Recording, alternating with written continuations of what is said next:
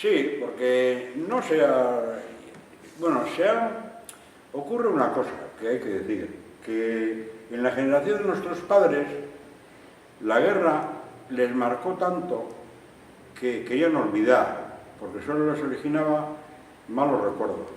Entonces, no, a mi casa no me han transmitido a mí la guerra. Yo la guerra he tenido que vivirla hablando con amigos, viendo películas, leyendo libros extranjeros, etcétera, etcétera. Entonces, a mí no me han transmitido la guerra.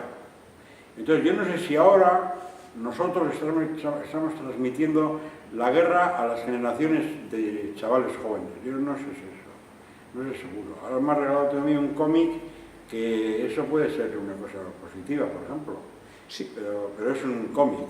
Pero en las vivencias de... Yo no sé, yo no creo que se ha sabido transmitir, no creo. No creo. Yo creo que antes no se transmitió porque los padres tenían mal recuerdo de toda la guerra y ahora no se transmite porque hay desidia. Yo creo que hay desidia. Creo que no.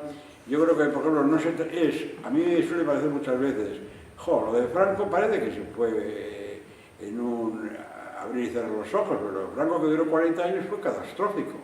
Entonces, no se sabe transmitir la idea que es el fascismo, el franquismo, la derecha verdadera, que es la que manda, y todo eso.